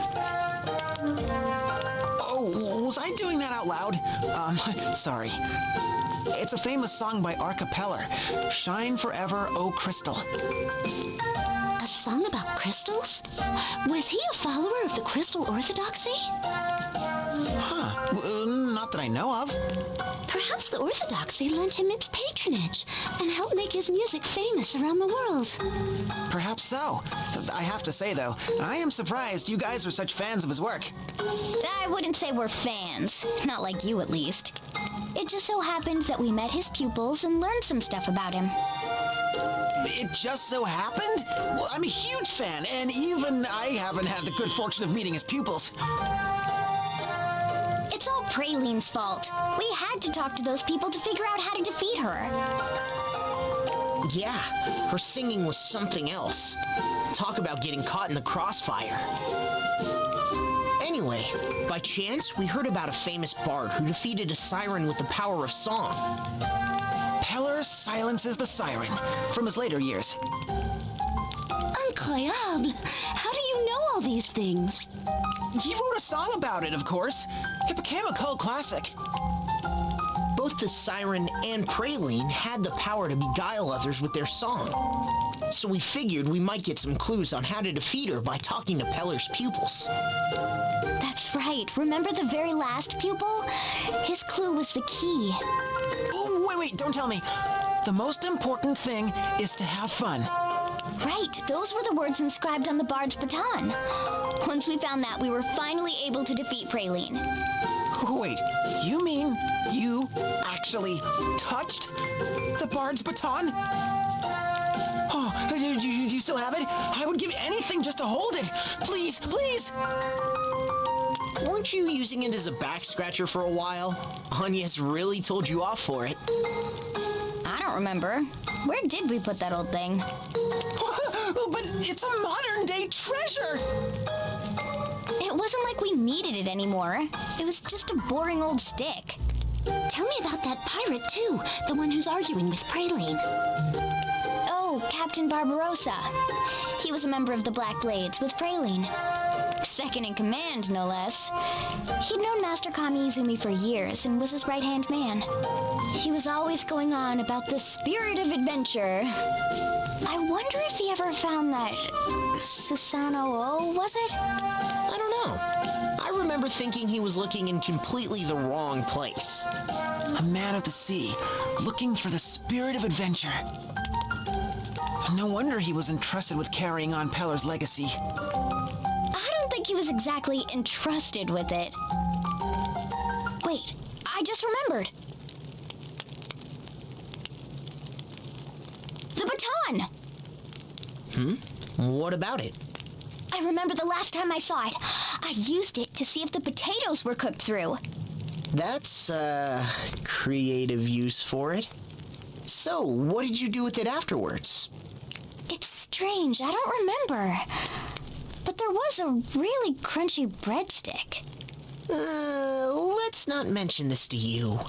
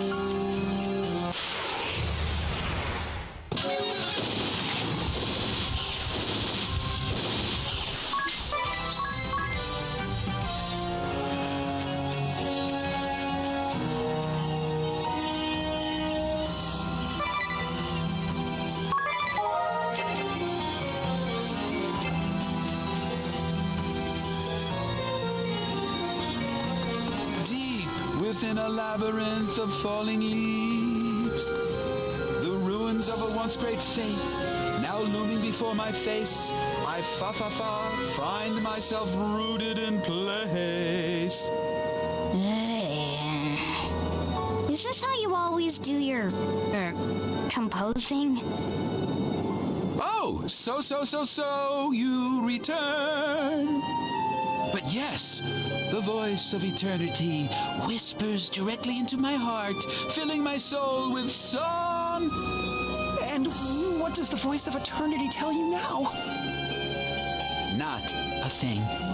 So can you hear it or not? I could hear it when I had some peace and quiet.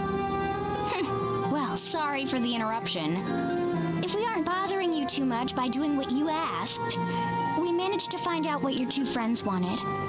Did you now? By all means, la la la la, let us hear it.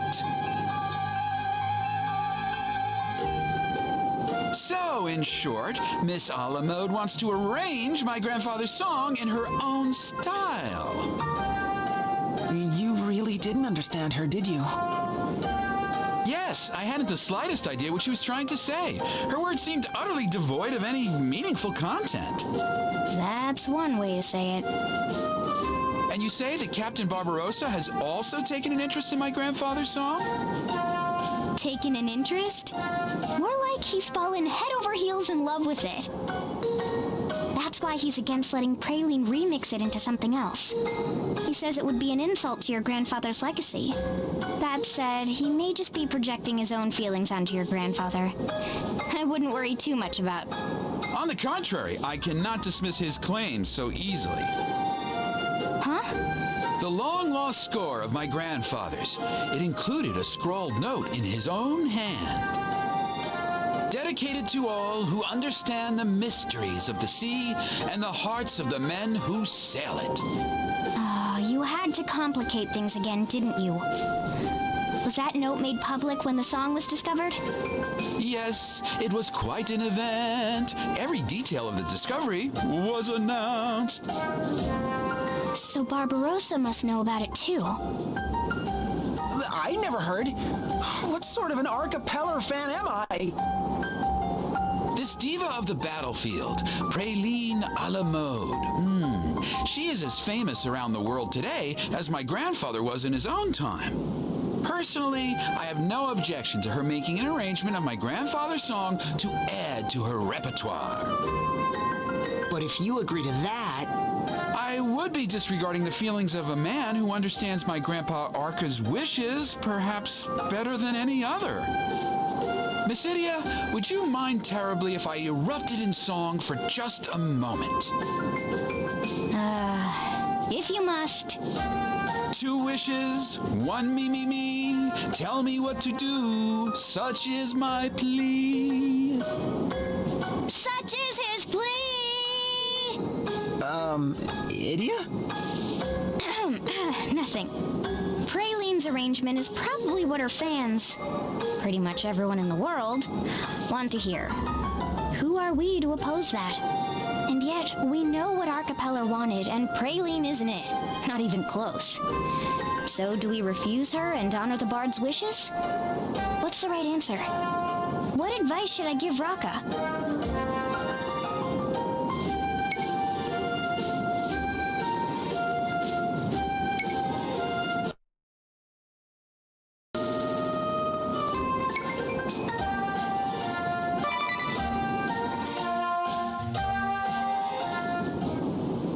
You should let Praline have the rights to the song. I know that your grandfather was a great musician, and he left behind that note about his wishes. So some of his admirers will be up in arms when they hear what Praline has done to his masterpiece. But Praline is becoming as famous now as your grandfather was in his time. Which do you think the world cares about more? The wishes of a genius from long before their time? Or a new song by the biggest star alive? But his message! What of it? That message is no more than an albatross hanging around your neck. What? Haven't you always felt overshadowed by your grandfather's legacy? Look, I know how it feels. Idia. So you didn't inherit his genius, his technical skill, his dedication, or even just plain old passion for music. Idia, that might be going a bit far. So cut that albatross loose. Send it flying with Praline's ridiculous arrangement of your grandfather's legacy. Oh, Miss Idia! Huh? This song. What kind of bilgewater are you babbling now, you scurvy wench? Barbarossa! Ha! I feared you might do something like this, so I had a few of me mateys follow you. Aye, and good thing I did. Looks like this little girl didn't hear a word I said about what a man's dreams are worth. The gall! Ignoring the wishes of a true genius in favor of some airheaded pop princess? All she wants to do is take a classic and turn it into some dumb ditty that'll charm a few more men to her side. He's got a point. So you and that little runt feel you're overshadowed by your betters, eh? Don't make me laugh. If you want to be taken seriously, face their legacies head on. Put some blood, sweat, and tears into accomplishing something of your own. But this sorry show? Ye just turn tail on that legacy and run away from it? You've run out of witty comebacks, I see. But you're still giving me that look. I'll take no more lip from you, girl. I'll do what your father and master would do and knock some real sense into your noggin. 酒を伴侶と決めたなら今宵はお前と最後まで鳩場で叫ぶバカ野郎悲しかもめは泣いていた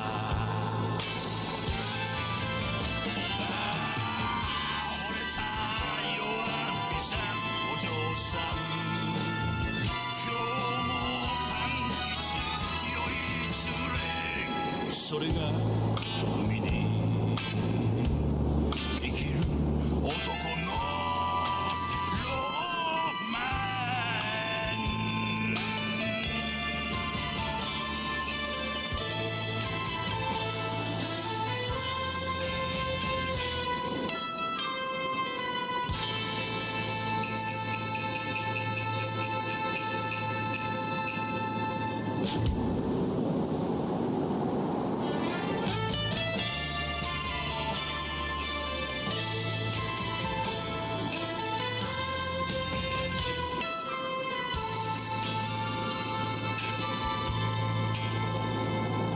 酒を伴侶と決めたなら今宵はお前と最後まで鳩場で叫ぶバカ野郎悲しかもめは泣いていた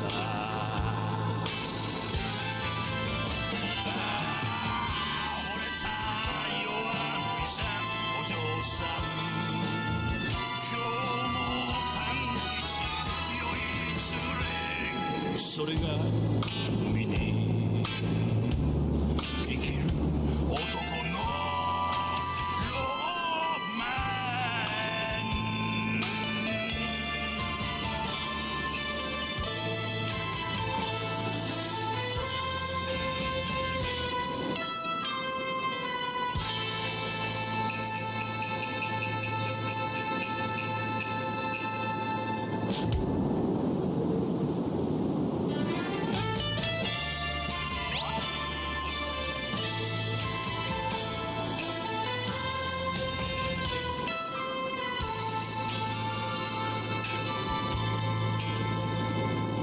酒を伴侶と決めたなら今宵はお前と最後まで鳩場で叫ぶバカ野郎悲しかもめは泣いていた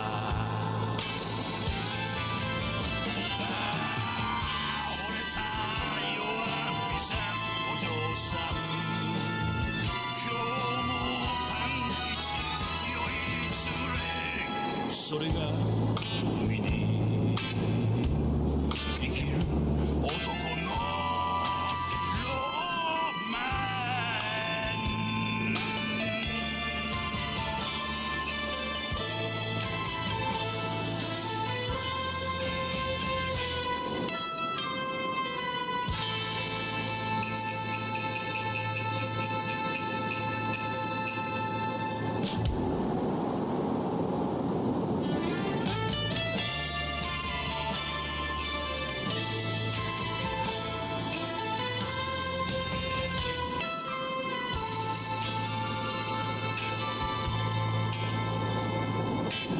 酒を伴侶と決めたなら今宵はお前と最後まで鳩場で叫ぶバカ野郎悲しかもめは泣いていた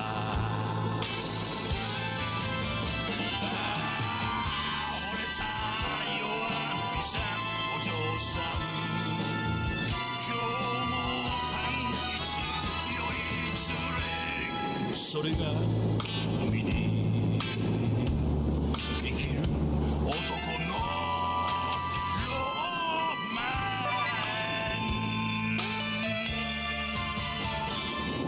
ン So, our party was for nothing, eh? Me mateys and I will show you just how wrong you are. Let's teach this little girl and her scurvy friends what a man's dreams are worth. Come on, boys! I ran away from home at 15 and took to the seas with it. I braved waves great and small to reach the sea of corsairs. Hefting my axe on my shoulder, I battled my way to the top. Until I, hay-ridden Barbarossa, was named Vice Captain of the Eternian Black Blades. I'm the only one here who can sing that song with the heart and spirit of one who's lived it.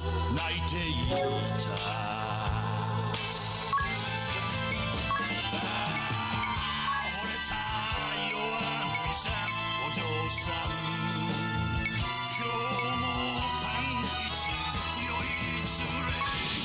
それが海に生きる男のロマン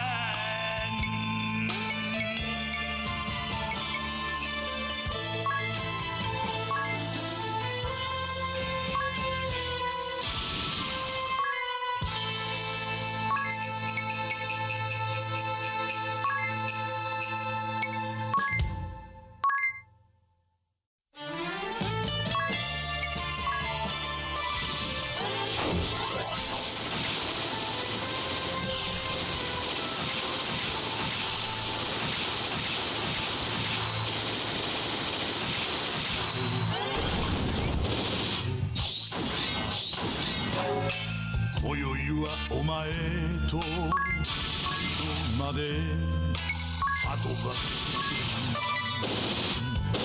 やる悲しみもめは I can still sing.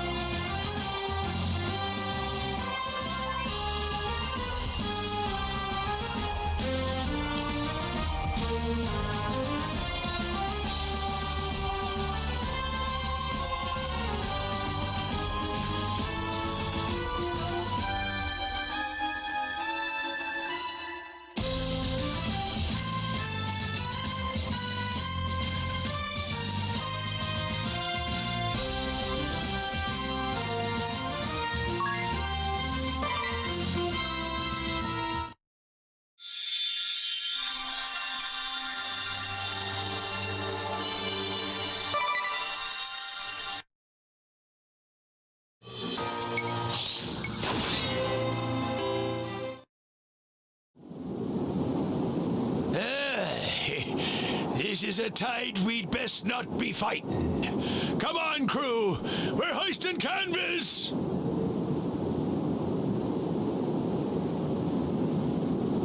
Oh, my, he really was a most deafening man. But now we can give the girl our blessing to use my grandfather's song, and I can finally focus on my own works. I trust I can ask you to pass along the good word to Miss Alamode? I don't think that'll be necessary. Say what you will about her, Praline takes her success very seriously. See? Oh, could it be? You're giving little old me permission to dress up that dusty old tune as I see fit, are you?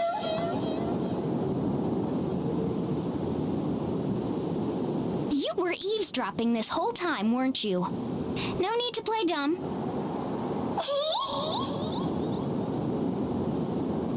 It's what the world wants, and in turn, might even be what my grandfather wanted too. Do as you will with it, Miss Alamode. Oh, I will! Prepare your ears for a divine arrangement of diva-rific proportions! Diva-rific? It'll be the girliest grooving sensation of style ever to enter your ears! If you say so. Lost already? I'm afraid so.